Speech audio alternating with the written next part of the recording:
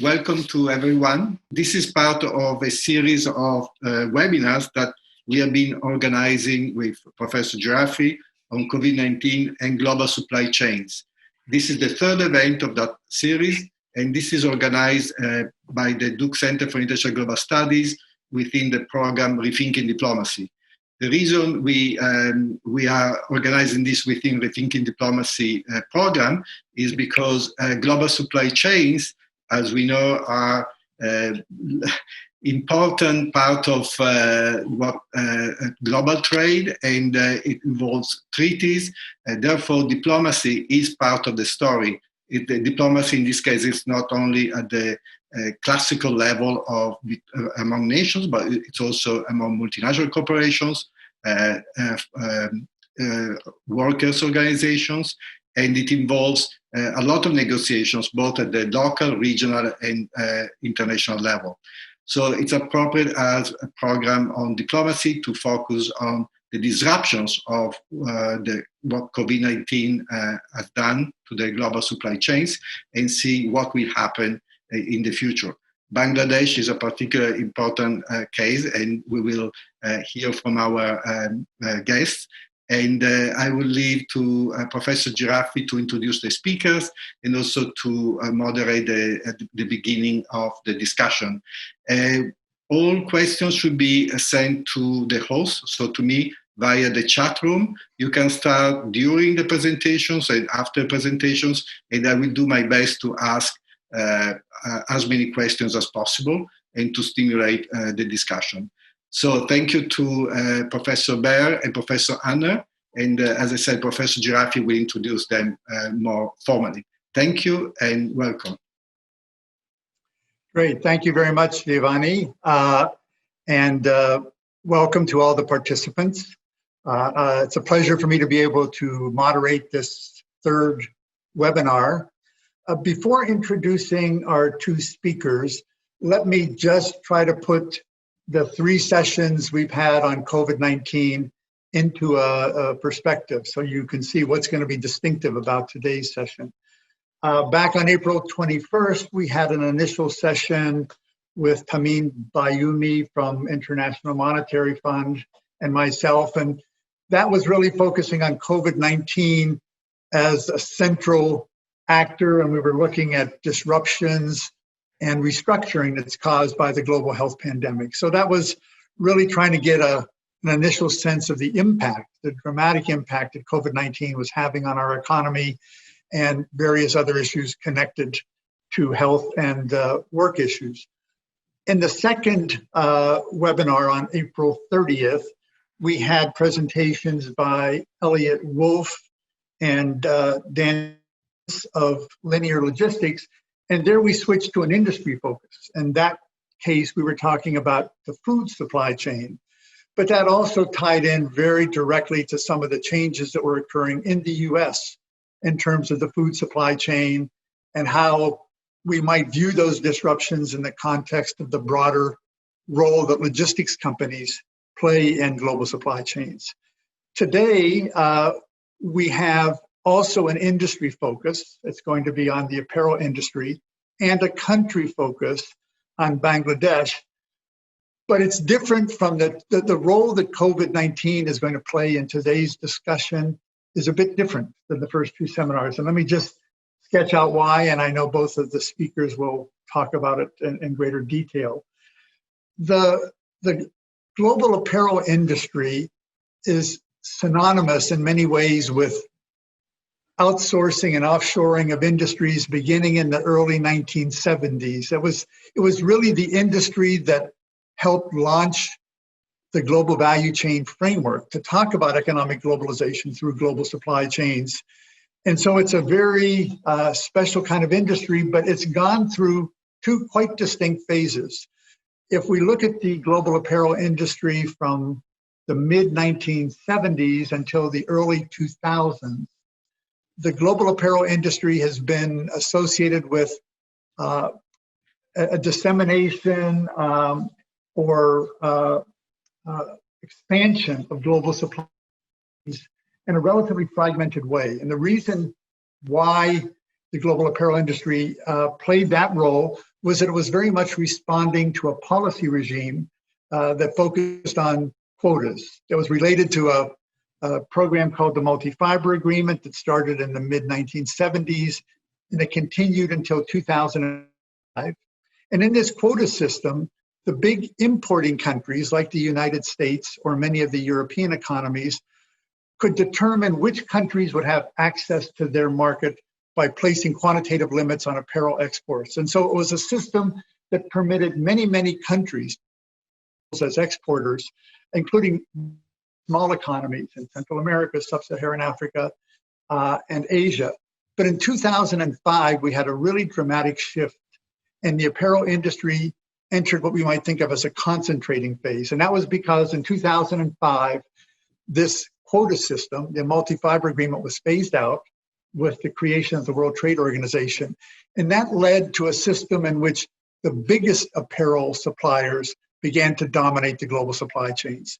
The biggest is China, second biggest is Bangladesh. And then we have a number of other key like Vietnam, Cambodia, India, Indonesia. The reason that's important is because today's discussion on the apparel industry in Bangladesh is very much a byproduct of this concentration phase where Bangladesh's key role means that many, many apparel buyers in the US, Europe, and around the world have relied very heavily on Bangladesh for supplies of apparel products. And I think that's given rise on the research front to a real focus on labor issues. You know, what have been the labor conditions in these new countries that are the focal points of the apparel supply chain? And both of the speakers today are really expert in this topic. And so let me turn to introducing them and how they're going to be approaching this topic of apparel supply chains in Bangladesh. Let me start with, since we're going to go from Jennifer Bair to Mark Anner, I'll start with Jennifer, introduce her, and then Mark also, and then we'll start. So Jennifer got her bachelor's degree from Johns Hopkins, and then very fortunately for us at Duke, she came to Duke to do her PhD in sociology, and I was fortunate enough to be the advisor on her PhD dissertation. But Jen and I did a lot of research and writing together over the period that she was at Duke and since.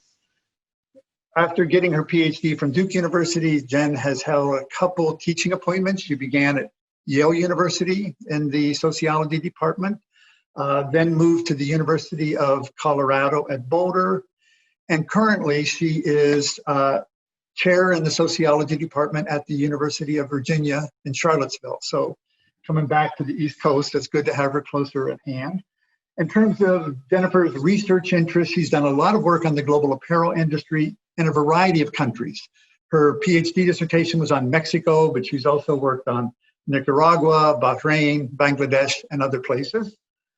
She wrote a very important book, edited a very important book called Frontiers of Commodity Chain Research that was published by Stanford University Press in 2009. And she's been a very important member of an emerging group of scholars that are focusing on labor sociology and labor studies. So you'll hear more about that when Jen gives her remarks. Mark Anner, our second speaker, got his bachelor's degree from Tufts University, a master's degree in Latin American studies from Stanford, and got his PhD in government at Cornell University. And in terms of teaching, Mark has been at Penn State University for a number of years. His research interests include Latin America, Vietnam, India, Bangladesh. He works on global supply chains, corporate social responsibility, but also very importantly, workers' rights. Key focus of Mark's work, he's the founding director of the Center for Global Workers' Rights at Pennsylvania State University, and the author of a very influential report that we will hear about when Mark gives his comments, called Abandoned: The Impact of COVID-19 on Workers and Businesses at the Bottom of Global Supply Chains.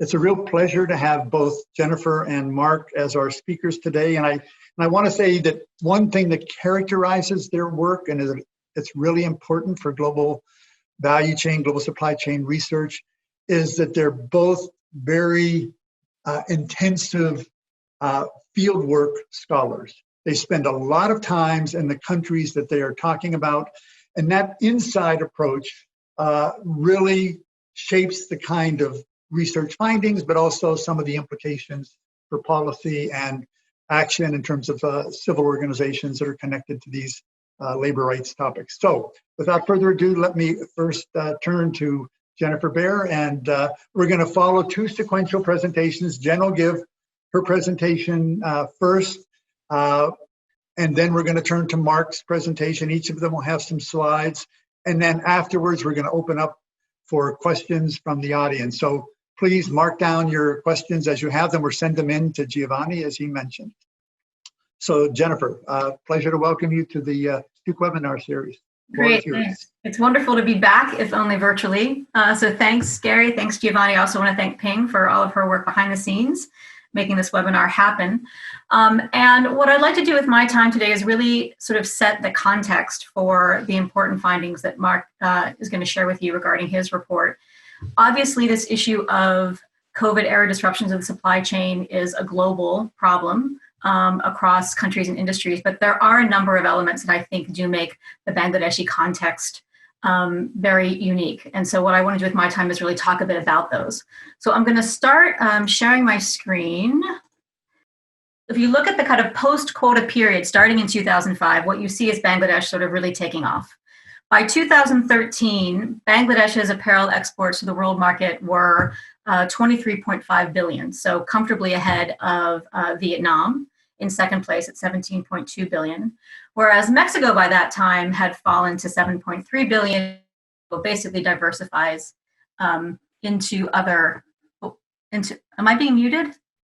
We can hear you. You hear me? Okay, great. I'm being told that I'm being muted. Okay. As Mexico diversifies into other products. There's two other important points that I want to note about Bangladesh. The first is that of all of these countries, Bangladesh had at the time and still has a much lower minimum wage. So at this time, in 2013, the minimum wage was about 3,000 taka, which is $38 a month. It was raised actually after Rana Plaza, as I'll talk about in a second. But the second point that I want to make about Bangladesh is that it was and is much more reliant than other countries on exports of apparel.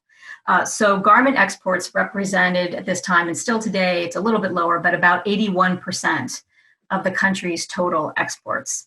The second highest reliance on garment exports among this group of countries is Cambodia, and it's about 55% of Cambodian exports. Now, any of you who know anything about the apparel industry will know that there is one country missing from this graph, and that's China. And that's because including China makes for a very funky looking graph because of the enormous difference in the volume of China's exports. So China's exports in this year, in 2013, Bangladesh was exporting again 23.5 billion. China was exporting $177.4 billion of apparel to the world market. And apparel exports represented only about 8% of China's exports in that year, again, reflecting China's much more diverse economy. So, you know, this data is from 2013. This graph ends in 2013, and that was a very significant year, both for Bangladesh and for the global apparel industry, because on April 24th of that year, a large complex called Rana Plaza collapsed. Rana Plaza was a large commercial plaza outside of Bangladesh's capital city of Dhaka, and it housed multiple apparel factories that were operating at the time of the factory collapse. So the final death toll from the Rana Plaza disaster was 1,134 workers killed and another 2,500 injured, some of them gravely. Now, Rana Plaza was, to be sure, the deadliest mass workplace fatality incident in Bangladesh. In fact, the largest in the history of the apparel industry, and one of the largest industrial disasters actually in any sector.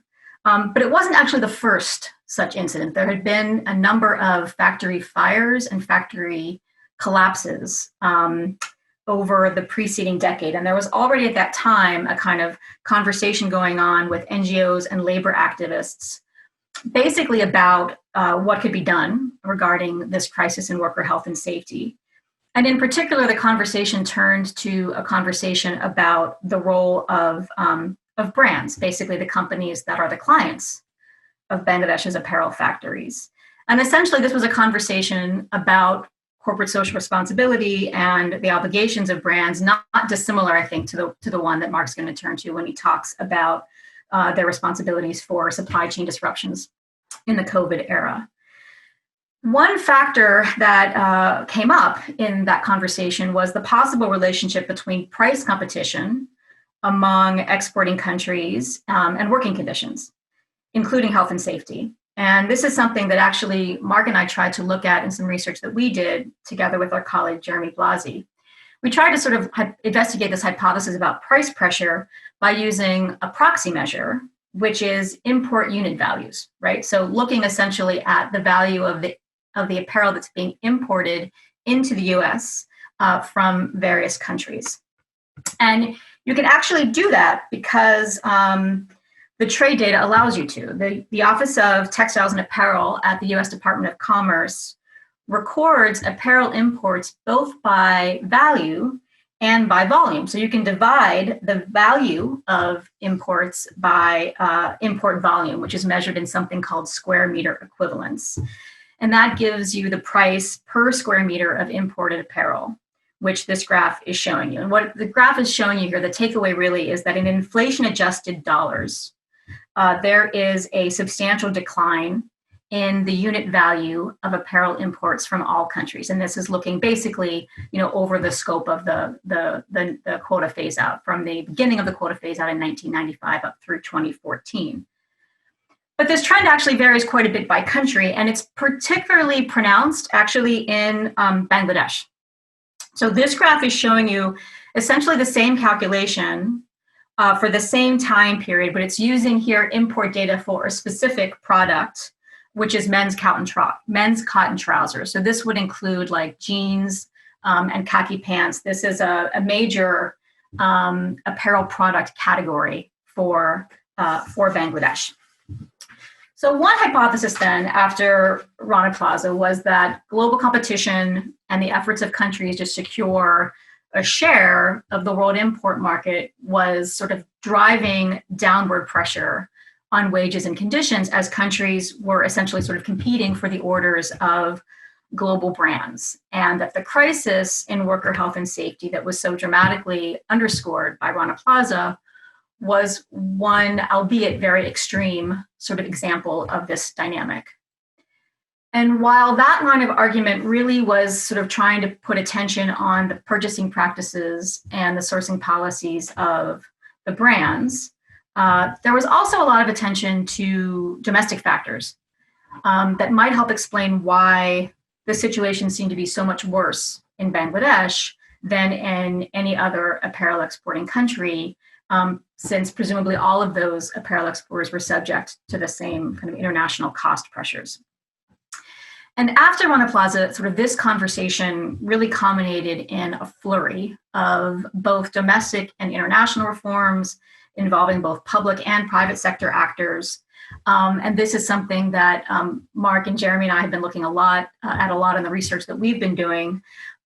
We have a paper that's coming out looking at sort of the post-Rana Plaza reforms in Bangladesh and assessing them. And that work was done prior to the onset of the COVID crisis and all the disruptions that that's caused.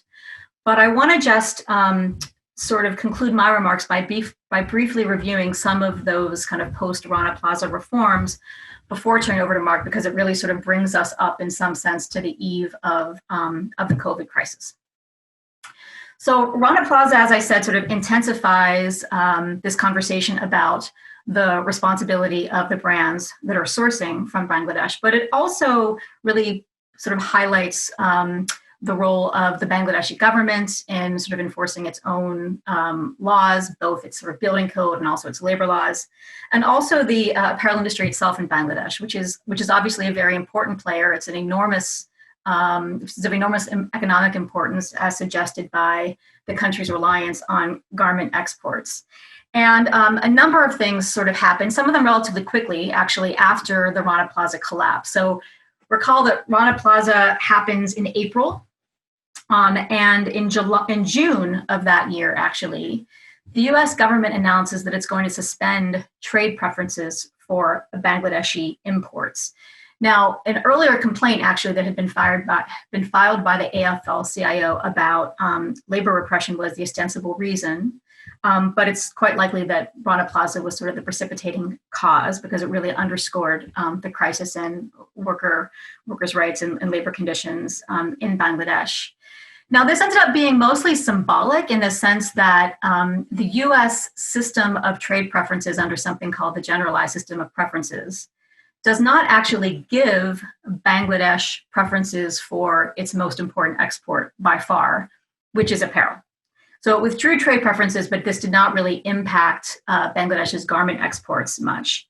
It was, however, sort of a symbolic rebuke of Bangladesh. And it was also important because it raised fears that Europe might follow suit. And that would have been a big deal for two reasons. One is that Europe's GSP system, its Generalized System of Preferences, does give Bangladesh and all apparel exports preferences in European markets. And related to that, Europe is the largest market for Bangladesh. So the US is the largest single country market, but if you look at Bangladeshi exports to the European Union, they're about 2/3, a number which interestingly I think is reflected in some of Mark's data that you're going to see later. Partly in response to that, the Bangladesh government the following month in July signed something called the Sustainability Compact. Initially, this is an agreement that is negotiated and signed with the European Union, but later the US signs on. And what the Sustainability Compact basically does is commit Bangladesh to a broad series of reforms. Some of those reforms have to do with the country's sort of labor climate more broadly. So one of the things that the government does is commit to reforming its labor law. And other reforms are sort of more focused on the apparel industry itself. Importantly, the Bangladesh government says that it's going to take responsibility for inspecting all apparel exporting factories for fire, electrical, and structural safety, specifically for the problems that had manifested in all of these factory disasters. And so it creates a factory inspection regime. And with some help from the International Labor Organization in Geneva, it begins to inspect these factories. But at the same time, there are two other private sector factory inspection programs created. The Accord, which was mostly European brands, it's a much larger initiative than the second program, the Alliance, which was a much smaller initiative with mostly American brands as members. And essentially what these programs did was say if you are a factory that is producing for one of the brands that signed these agreements, you have to undergo inspection, but you also have to fix all of those problems or else you can't continue to sell to us. And so this was significant, particularly on the Accord side, because the Accord actually involved binding commitments on the part of brands to incorporate worker safety as a condition, essentially, of doing business as part of sourcing policy. So these were all really important sort of measures, both again on kind of the government side in terms of public reforms, and also on the private side in terms of these factory inspection programs that were created by brands. The government also increased the minimum wage. So not long after Rana Plaza in November of 2013, the minimum monthly wage was increased from 5,300 taka, which is about $68. And then it was increased again. It was basically sort of unchanged for about 5 years. And then in late 2018, it was announced that the minimum wage would again be increased, now from 5,300 to 8,000 taka, which is about $95 a month. What we basically find in the research that we've done on the post-Rana reforms is that there's been a lot of progress in Bangladesh, particularly on the factory safety front. So when it comes to, in some ways, the most visible part of the crisis in Bangladesh, which is simply the structural safety, the fire safety in the apparel factories, there's been a lot of progress both in inspecting those factories, which wasn't really happening prior to Rana Plaza. There was a good building code, but it wasn't necessarily enforced.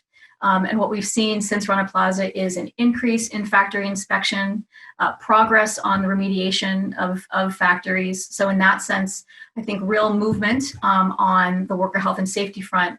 But there are also, as we outline in our research, a number of continuing concerns about labor repression in Bangladesh, particularly related to a number of sort of demonstrations that have happened in recent years, primarily around wages.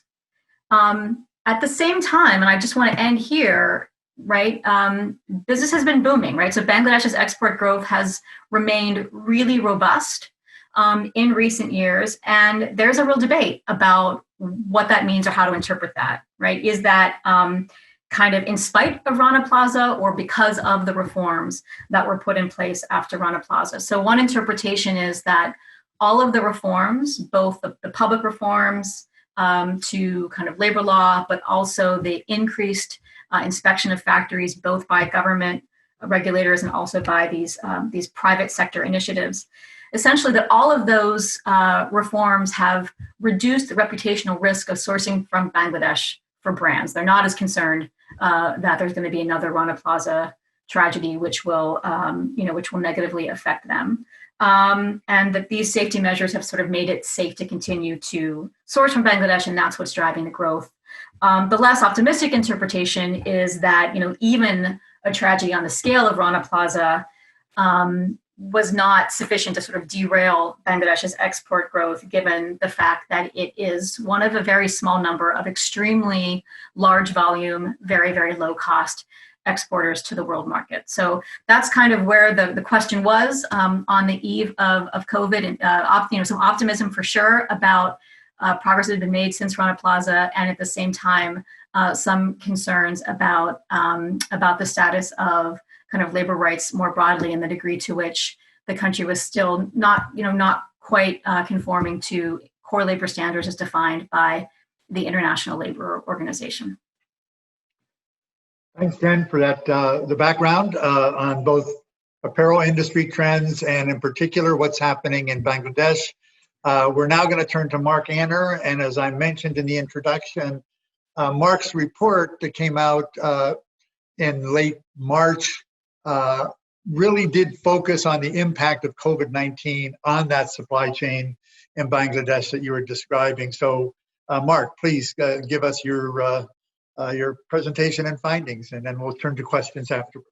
Great, thanks, Gary, and thanks for this invitation. It's really a pleasure to join you. I hope everyone's doing well and staying safe out there. So I'm going to go straight to my slides. Can you hear me? Okay, so yeah, okay.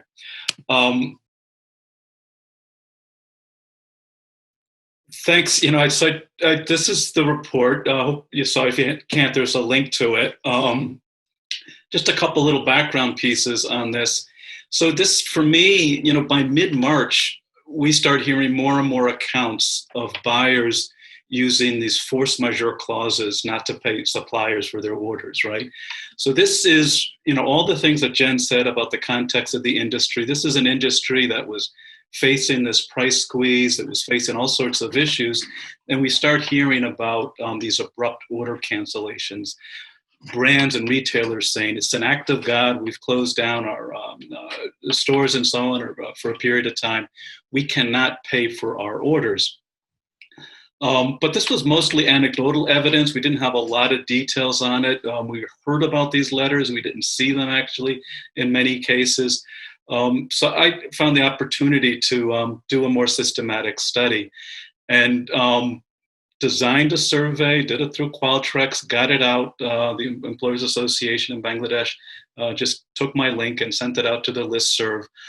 So I did the survey, did the analysis, wrote it up in 8 days at the end of March. We had a response rate of 316. So I just say, for someone who's been writing for a long time, my dissertation, 350 pages, all this stuff, this was this 8-page report done in 8 days that I've probably gotten the most attention, but it's just documenting what was going on. So let me run through some of the main findings there.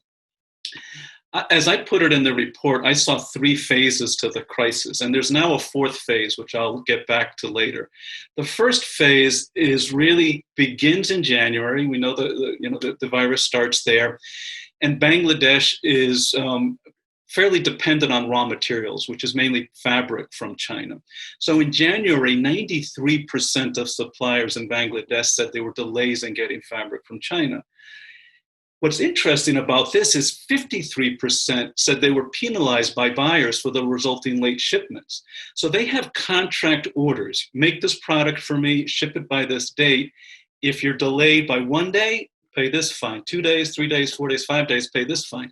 So they are facing these delays in their shipment time due to delays in getting the fabric from China, but they're being penalized for it. At the same time, because of the crisis, the price of the fabric starts to go up. So 38% of suppliers said they were now paying more for the fabric, but 92% said they were not able to pass that cost on to the buyers. The buyers refused to assume that cost. So now they're getting squeezed in 2 ways. They're paying these penalties, and they have to figure out how to cover the cost of this increased price for fabric. That was phase 1. In phase 2, this gets into February, we start seeing the retailers getting a little bit panicked. This wasn't ordered lockdown periods yet, but sales are dropping. People are being more cautious. They're not going out as much. In some cases, we see some lockdown activities, but the retailers start to sense they're facing declining sales. They get nervous. They're worried about their liquidity, and they start delaying payments to the suppliers. 80% of suppliers said their payments are delayed. So normally, right, you would ship, there was a period of time up to Rana Plaza where they were moving towards almost releasing payments at the moment of shipment. When buyers came back after Rana Plaza, they actually started requesting delays, and 30 to 45 days was pretty often. So you shipped it, you finished the order, you shipped it, and you got paid 30 to 45 days later. At this point in February, they start asking for, actually imposing additional delays on their payments. So then we get into phase 3, and this is when we get into March. Order cancellations, often without payment, right? So this is now, a buyer tells you, a retailer or brand, make this order for me, here are the specifications, purchase this fabric, cut the fabric, sew it together and ship it. Up until that point, that cost is all accrued to the supplier, right? So they were making orders according to their specifications, and because of the crisis, they were now being told by the buyers, the brands and the retailers, these orders were being canceled. As a result of the cancellations, 52.7% of the survey reported most of all their orders were canceled. 53.4% said most of their operations were shut down as a result, and a certain percentage actually closed already in March because of the cancellations. At the time I was starting the survey, which was sort of mid to late March, we had documented 1.4 billion in the value of these canceled orders. Now the figure that's most often cited by the suppliers in Bangladesh, it's $3.1 billion in canceled orders, right? And there's whole other issues we can get into what's going on with all those products, because that's, in fact, BBC is going to do a documentary on that shortly. And as we reported there, at least, this is in March, over 1 million workers affected. There's 4.1 million, the figure that's most often cited for Bangladesh. So 4.1 million workers, 1 million already being affected by this. After the cancellations, we asked this question, this is what was anything paid for? Were raw materials, the fabric, paid for?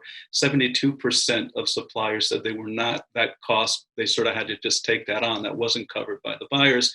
We asked about now for the production orders, in process production, 91% said the buyers did not offer to cover those costs. I think you're right.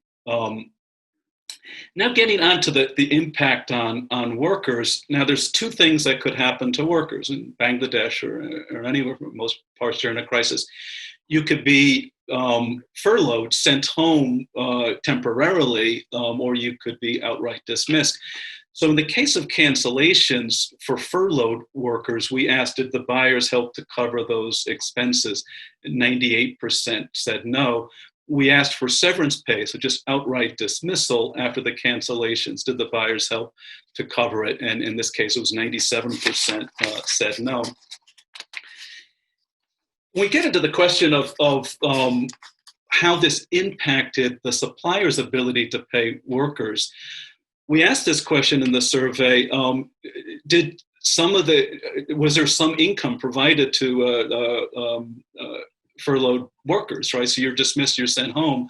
72.44% said no, they were sent home without any furlough pay. And in the case of severance, outright dismissal, you just fired and sent home, slightly over 80% were sent home without severance pay. I should add on this point, there's something important to keep in mind when looking at these figures and understand the dynamic in Bangladesh.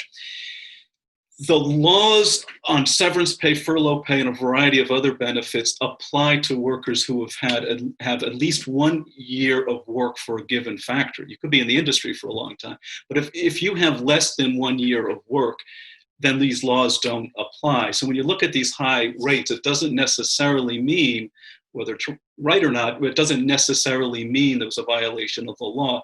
So my understanding now, based on a lot of interviews and conversations with folks, that the first ones to go was that group. And it's a very large group, anywhere from 20 to 25% of the workers might be at a factory for less than a year. And I want to say something too, it's worth emphasizing, many people have said this before, but who these workers are. So of the 1 million workers adversely affected, mostly are young women of color. We know most of the garments we wear are made by young women of color in Bangladesh and around the world.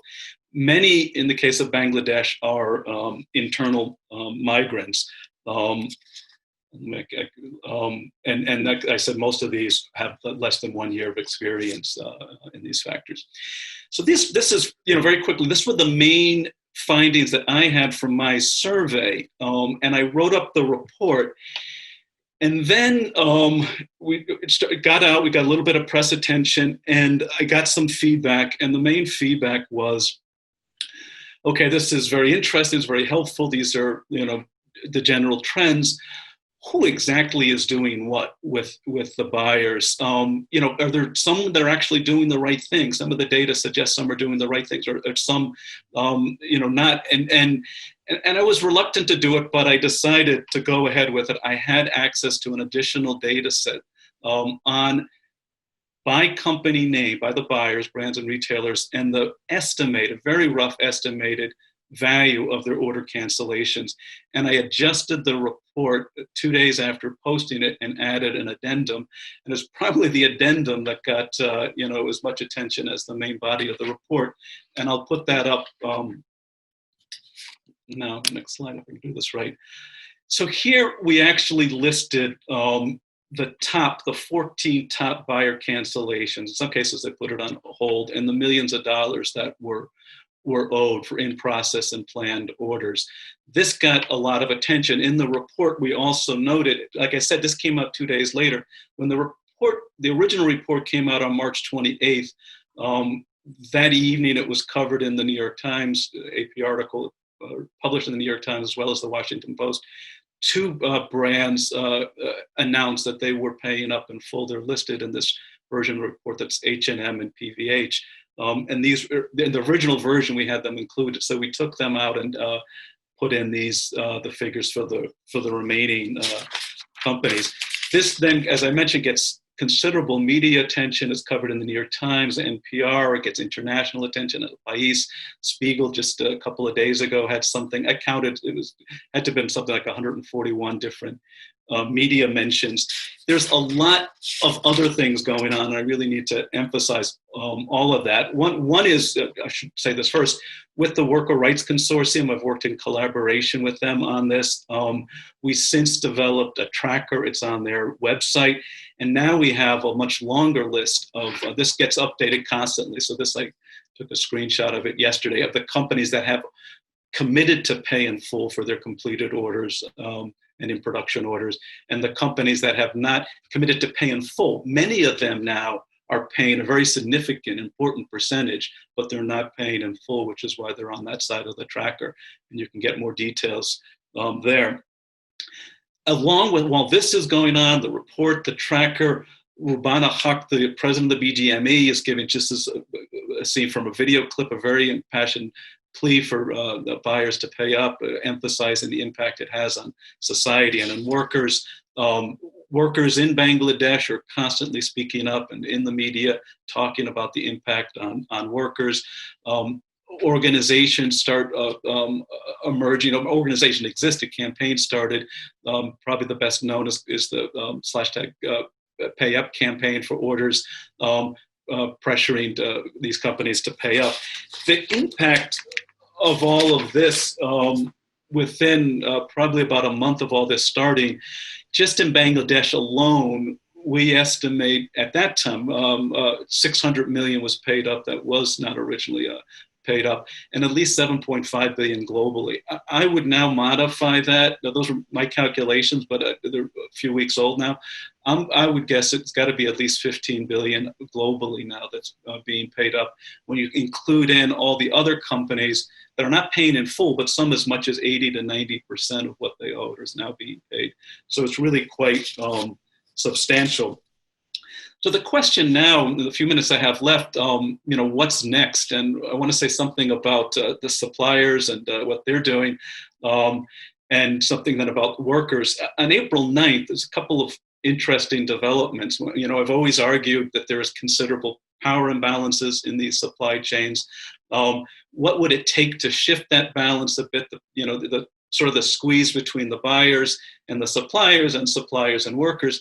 Well, an interesting development on April 9th, 6 major Asian garment sourcing countries call on buyers to honor the terms of purchasing contracts, full obligations there. This is a STAR network, it's called. It made up of Bangladesh, China, Vietnam, Pakistan, Cambodia, and Myanmar, so very, very important suppliers. So sort of taking a unified stand, writing this letter that gets widely circulated and putting this call in basically for buyers to pay up. April 9th. May 22nd, Bangladesh suppliers, through the association, indicate the country Bangladesh will blacklist companies taking, quote, undue advantage of the COVID-19 situation. And they specifically mentioned this one company, the best known brand for that is Peacock. So there's a lot of back and forth on that, saying, if you don't pay up now and you want to come back later to place new orders, you're not going to be able to do that. So really, very tough measures, something we've never seen before, something that's worth following. And I think a reflection of how challenging the situation is. Whoops, going the wrong direction there. For the status of workers, like I mentioned, about 1 million workers, I estimate, were sent home without pay. In April and May, it's a mixed period in Bangladesh. There's periods of lockdown, there's periods of work.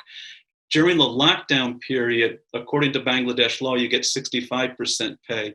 So for a lot of workers during those months, it was actually half and half. You got full pay for the 2 weeks you might have worked, 65% pay for the period you didn't. This was less than workers were expecting, less than they were used to. As Jen mentioned, they're already at a very low pay rate of $95 a month. So any cut in that is very, very challenging. And prices are going up in the marketplace, supply chain disruption, food, and other things we could talk about. So there's growing protests there, protesting Bangladesh garment workers. It says, who will save us from starvation? Mixed with this, there's concern about COVID-19 in the factories and COVID-19 in the country. Who's able to monitor the factories? A lot of the monitoring programs have their monitors on lockdown as factories are opening. I should say, in Bangladesh, garment factories were declared essential because, as Jen mentioned, 81% of exports, they were allowed to stay operating. And emphasizing too, this is a crisis. It's not this isolated crisis for the one industry. It's a crisis for the economy, for the world. So if a garment worker is out of work, maybe a spouse who might be in Bangladesh contacts a rickshaw driver, but they're out of work. And when you don't have a spouse income, you're not getting any income.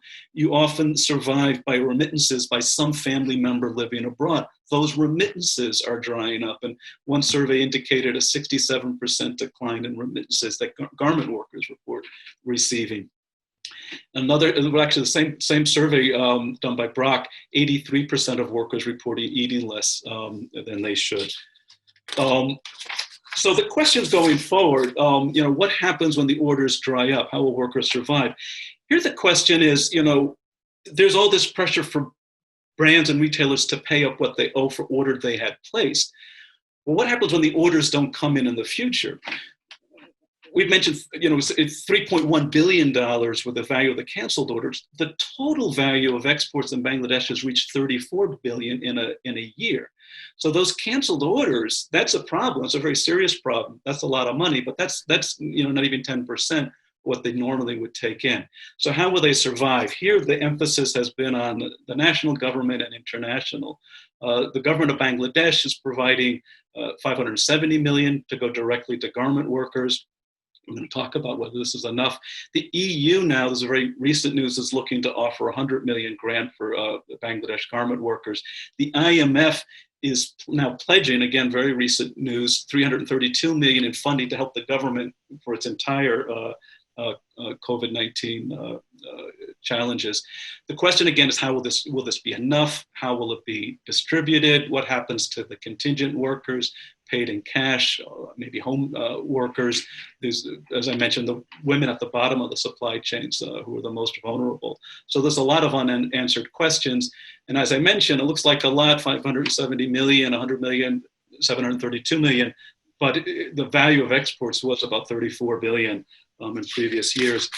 For time, I'm actually gonna jump quickly. I'm gonna skip next 2 slides. I had a couple of things there, but I'll end on this, fixing the supply chain problem in the long term. I think we need to consider 4 different solutions or ways to address this. First, I think we have to get at this pricing issue. We need to start talking about what some of us are calling as total costing for decent work and sustainable development.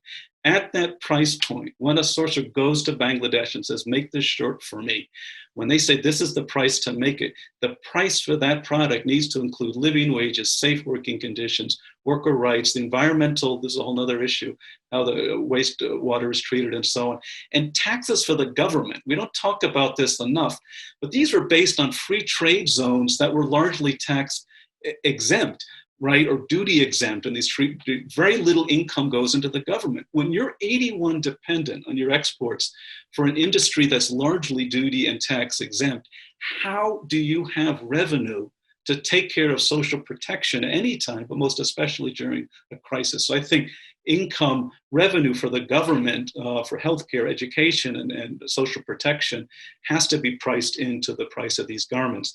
Going forward, I think we also need to talk about more stable orders. That's a whole other topic of the fluctuations of fast fashion, which leads to changing patterns of consumption in garments.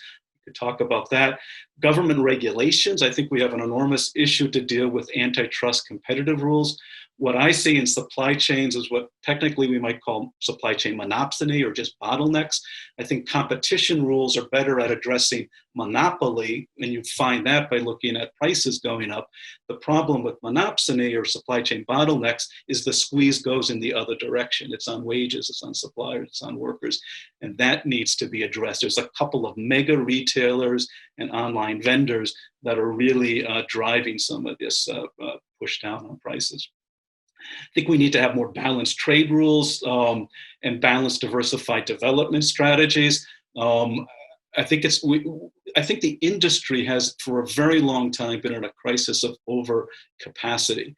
And I think it just doesn't make sense if you're at overcapacity to tell new developing countries, emerging or transitioning companies, Myanmar, Ethiopia, you can achieve development by exporting garments. That works when there's a more limited number of countries doing it. So I think we need more diversified development strategies and trade rules that encourage that.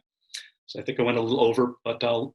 Great. Well, thanks very much to both of you. I think, Mark, what's so dramatic about this report is how the reactions that you've been tracking are occurring in days and weeks, not months and years. I'm just going to make one observation while Giovanni's collecting some comments so we can get those right to you. But it's striking that your two presentations have outlined two major disruptions that have affected the Bangladesh garment apparel export industry. One was the Rana Plaza fire, which was a supply side disruption, which meant it was so much harder for the orders to actually get out. But this COVID-19 disruption is a demand side disruption in terms of the imports of the importing countries. And if anything, it seems like the demand side disruption is even more dramatic because it occurred so fast in terms of, like you say, within days and weeks, the orders are being canceled. In both cases, workers are very much at the heart of the sort of the groups most affected. And I think that's what's been really impressive on the kind of reactions you've been getting to your report, Mark, is both the impact on numbers of workers affected, but also how quickly companies have been changing their stance and the kind of pressure that's been on companies internationally as well as from the government. So later you might want to address those, but I think we probably have a good set of questions already lined up from the audience. So let me ask Giovanni if you could help field some of the questions we're getting from the audience and pass them on to Jen and Mark. And maybe also if there's a way to group a couple questions, so instead of having to answer them one by one, if Giovanni maybe mentions a few, and then you could collectively answer those so we can get as many questions in as possible. Giovanni. Yes, thank you, Jen, and thank you, Mark, for your very interesting presentations. I can put two comments for, one is for Jen, and is from Rahul Suman. Is wondering if you have any general comment on how Bangladesh compares to countries in the neighborhood, India, Pakistan, Sri Lanka, in terms of apparel exports.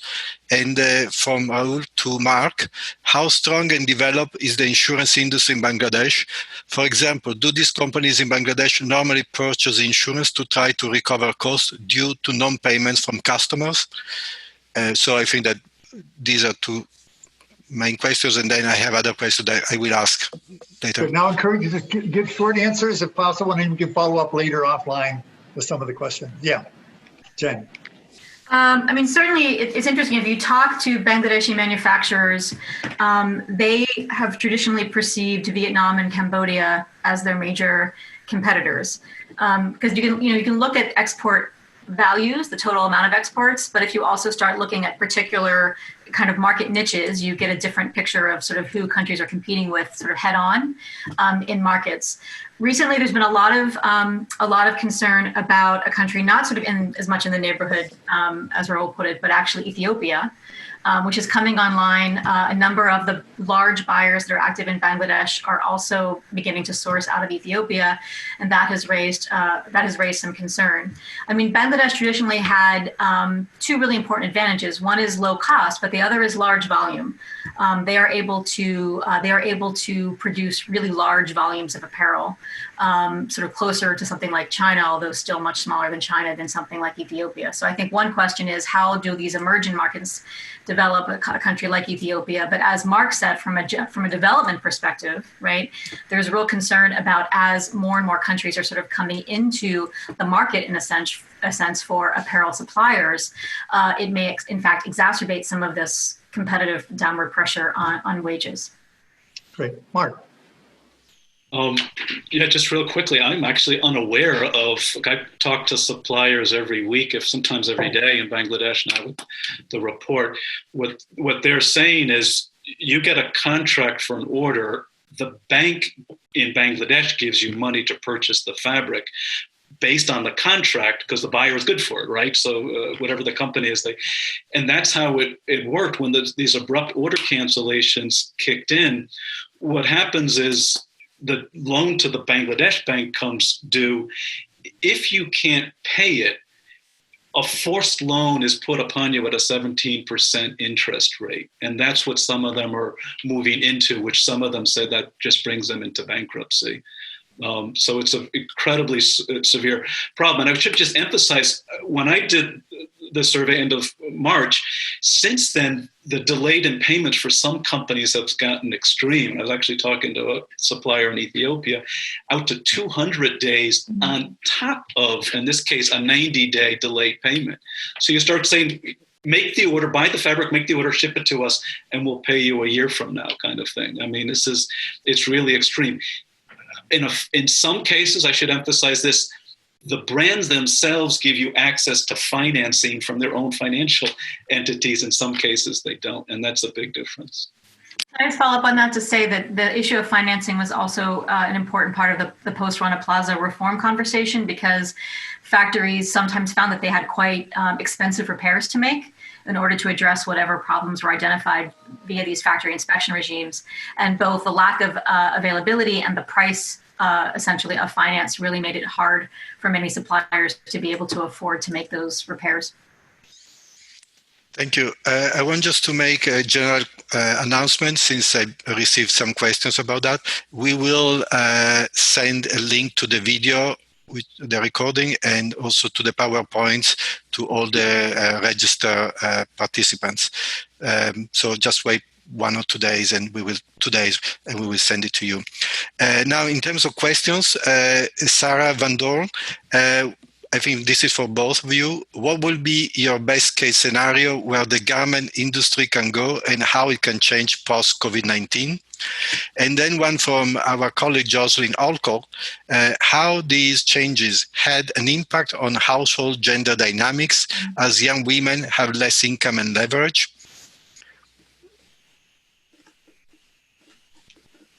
So I don't know whether Jane or Mark, whoever wants to take on this too. Jen, you want to start? Yeah, I mean, I can say I can't speak to the question about how the post-COVID developments are affecting household gender dynamics, but I think it's a good hypothesis that that they may be affected. It is certainly true that if you look in the broader context of sort of Bangladeshi development, the rise of the apparel industry has been a very important factor in terms of gender relations in Bangladesh, but also just in terms of things like, you know, if you look at the number of calories that are consumed by the children of garment workers versus the number of calories consumed by children of, let's say, you know, rural households that don't have any access to that kind of wage income, they tend to do better, right? And so for those of us who have been looking at labor outcomes, there's always this question of trying to ensure, right, sort of growth, you know, sort of pro-poor, pro-worker growth, and recognizing that there might be at certain times, you know, kinds of issues with labor standards, and at the same time, you know, there are kind of positive stories that come out of these employment opportunities, particularly for the young, you know, rural women that Mark emphasized in his presentation. The other question about the best case scenario, that's a really hard one. Usually when I get a hard question, I punt to Mark. I do think the question, he mentioned this issue, right, of I think this is happening not just in apparel, but it's happening in a number of industries, what we might call kind of buyer-driven, right, sort of value chains. When you have essentially consolidation happening of the sort that we've seen in retail, right, then there is now, I think, really beginning to be a serious conversation about whether or not we are witnessing, you know, kind of oligopsonistic conditions, you know, in these supply chains. And in a context where you have also a global excess capacity, right? I mean, there's a lot of apparel factories out there in the world. A lot of countries are trying to kind of, you know, climb the ladder in a sense of industrialization or development via apparel exports. Then you really do have this kind of scenario of downward price pressure, where almost it works like a reverse auction, right? Where countries are competing with each other by offering buyers the lowest price, even if those prices are not consistent, essentially with minimum wages, let alone what a living wage might be. And while I don't think apparel is the only example of that, I do think it's probably the extreme example. You might find it in other, you know, light manufacturers as well. Thank you. Yeah, great questions. Yeah, briefly on the gender dynamic, there's just that's probably the next research report that needs to be done. What's interesting is one of the things that's happening in Bangladesh as they try to get these payments. It turns out about 80% of workers were paid in cash, and they're really very, very quickly trying to move towards digital payments. And there's some discussion about what's better from a gender perspective. If a woman gets paid in cash, does she control the money more? Whereas if she gets it in a bank account, then maybe the male head of a household, the male in the household sees the deposit, controls the money more. So with COVID, you can't get out to some of the factories anymore, or maybe some are already back in the villages. There seems to be an understanding there's a need for digital payments, but we don't fully know yet what that might do for how that money gets distributed within households. It's good to get the money there quickly and efficiently, but there could be unanticipated consequences as a result. It has to be followed. Sort of where this will go and what will happen. I guess I always think of this in three ways. The first is just to say we muddle through and things sort of go back to normal, right? That it's possible in some ways. We don't learn anything and it ends up back where it was. A worst case scenario for me, starting on the buyer end, is even much more dramatic consolidation at the buyer side, right? You've got two types of businesses are a tremendous advantage right now. Online, we can name it Amazon. If I saw from the first quarter reports from Amazon, if I'm not mistaken, market valuation has gone up by $270 billion. It's just skyrocketing as a result. And we know they're getting into apparel in two ways, through their own products, but also as a platform for others that allows them to squeeze major brands for access to the platform and the fees they have to pay. So Amazon is going to consolidate market share and probably move more into apparel. Essential services, Targets, Walmarts, they were able to stay open. They are actually in the positive territory for market valuation. And then on the flip side, we're starting to see the bankruptcies already. And this was, again, the industry in some ways was really in a fragile position before this hit. JCPenney, where I live in a small town, JCPenney shuts down. Sears shuts down at the mall. Macy's is shutting down stores. We've seen others go into bankruptcy. Some have tried to go private, Victoria's Secrets, and then that falls through because they're not doing well. I think there's going to be major consolidation, which could be conducive to an even greater supply chain squeeze going forward. Now, where will production go? We've been watching production leave China for a period of time. Interestingly, China, at least medium term, might be well positioned to pick up more orders. And the reason being is they address the virus issue early on and have tremendous social control and monitoring through their apps and everything else that we know of. There's a lot of concern in other countries that don't have that technology, whether it's India, Pakistan, Bangladesh. Will the virus get out of control? And that's an uncertainty. What's your risk? You get lower prices in Bangladesh, but there's a risk there. So do you bring it back to China because China's gone online first? That's a medium term. When the dust settles going forward, it's really a lot has to be seen, but there's going to be a lot of readjustments. For the supplier side, you could see supplier consolidation. When I said some closed down, when I looked deeper at the data, those are the small and medium-sized ones. So a lot of small and medium-sized suppliers could go out of business, and some of the mega suppliers will consolidate, and that will be regardless of country. Thank you, Mark. In fact, the next question is connected to what you just explained in terms of buyers and suppliers, is if the industry follows your policy suggestions, it will push prices in the US and the European Union markets up substantially. Will consumers accept that? And secondly, if Bangladesh follows those suggestions but competitor countries don't, Bangladesh will be priced out. This is a big fear of suppliers. In a way, you answer partially, but if you want to make some more remarks on that. And the next question is for both of you. Have the government plants now able to operate safely using the guidelines provided by the Accord, Workers' Rights Consortium, and others to protect workers during renewed production?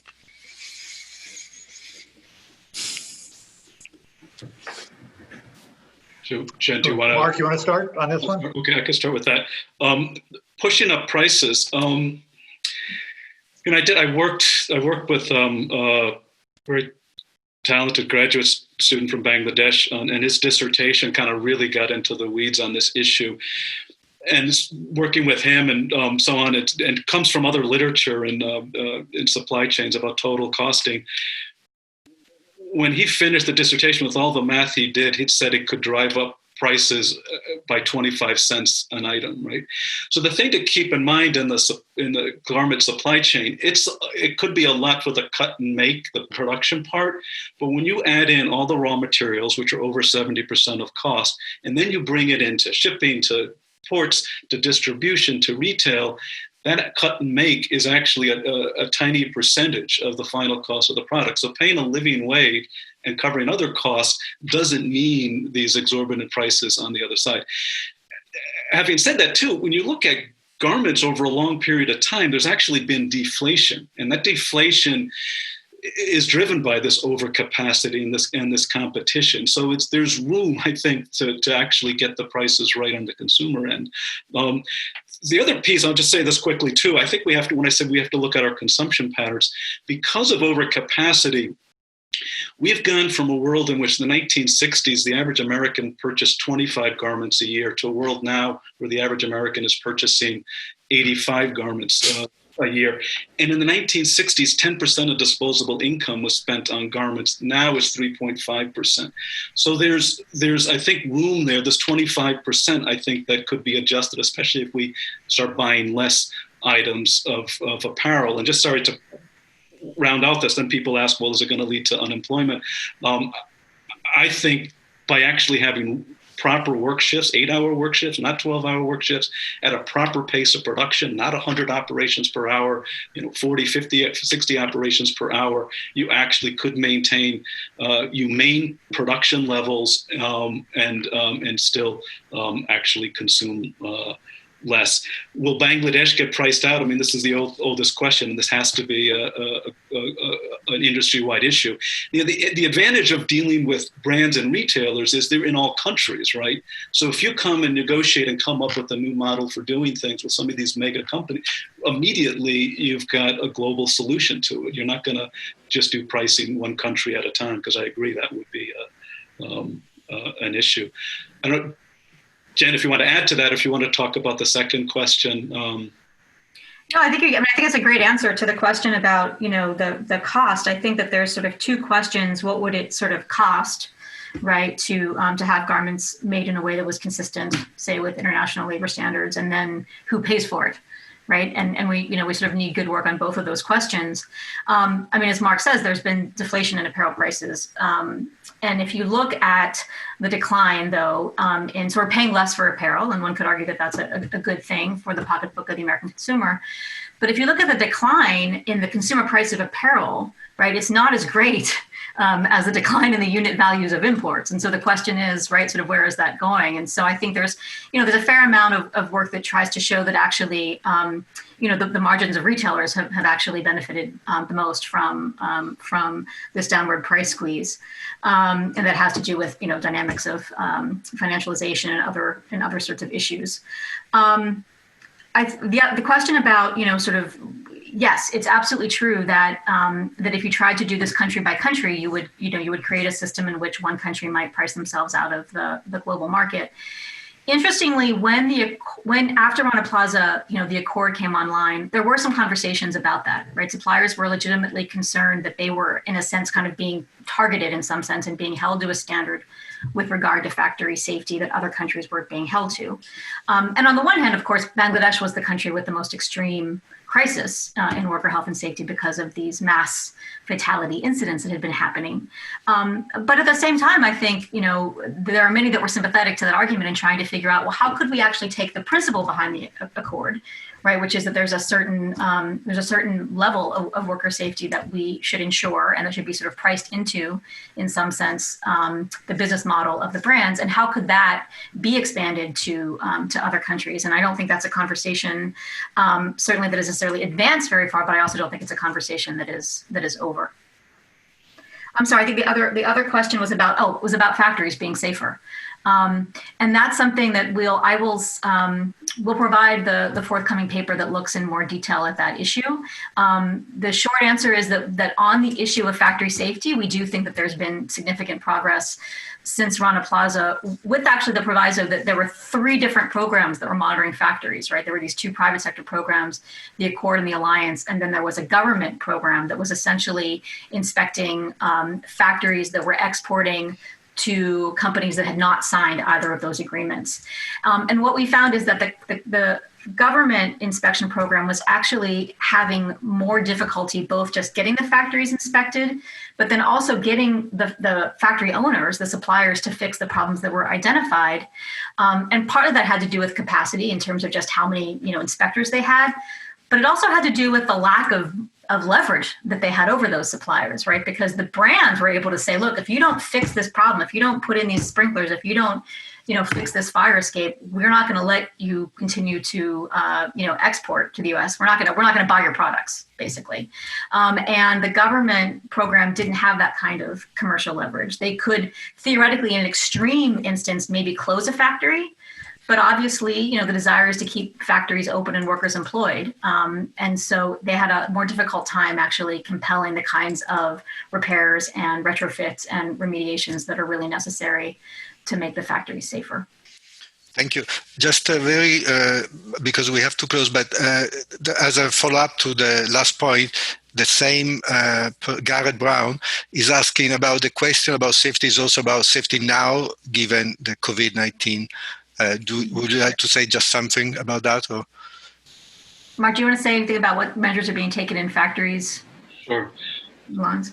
Well, yeah, thanks for that question, Garrett. I think, and Giovanni, you mentioned these protocols that were put out by a range of organizations. I think those are extremely important. I think those should be read and followed very carefully.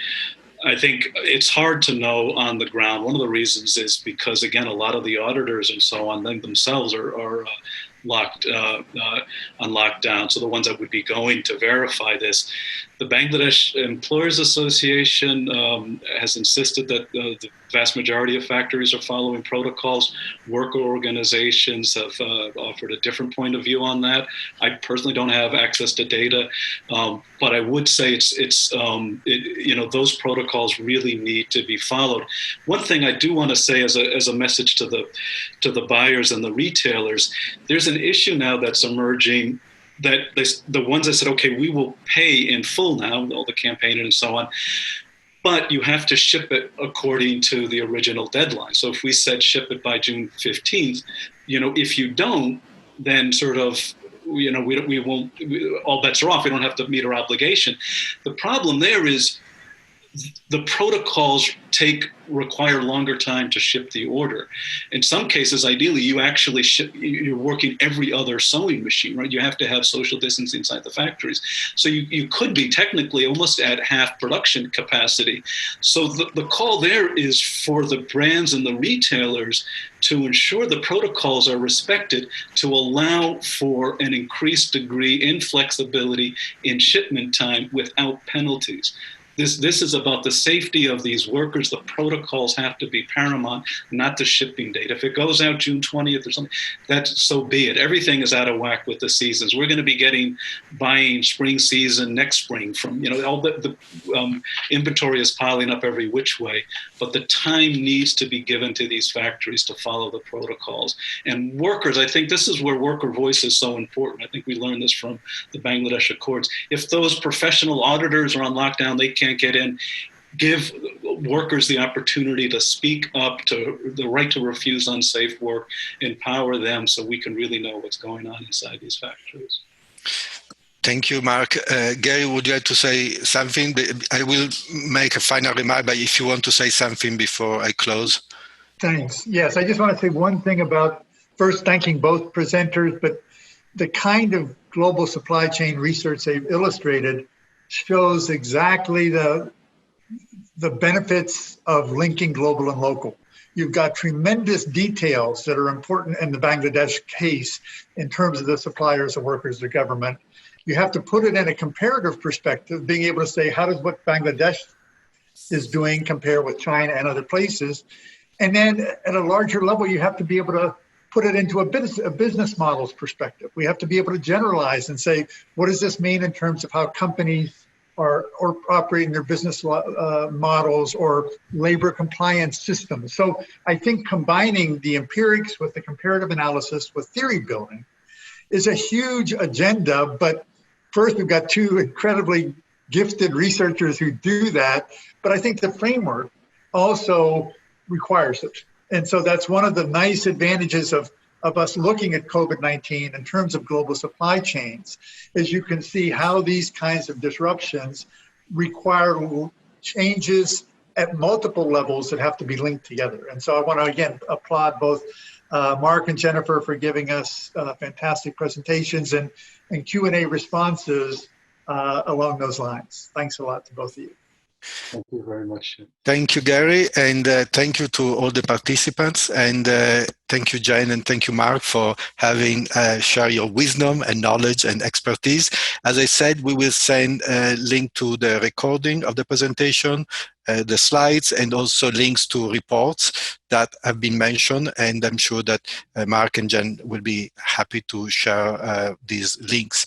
And we will also, for those who are interested in upcoming events, we will let you know about the next one on global supply chains. And thank you to Ping and to the team of the Rethinking Diplomacy program. Thanks to the Trent Foundation for supporting this program. Thank you, and have a great day.